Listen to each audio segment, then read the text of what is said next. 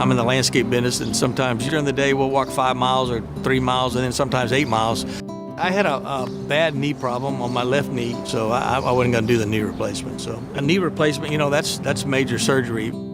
I did a little research, looked it up on the stem cells, and I said, man, this might be a viable option. So I came and talked to him, and the sharp pain just went away within a couple of months.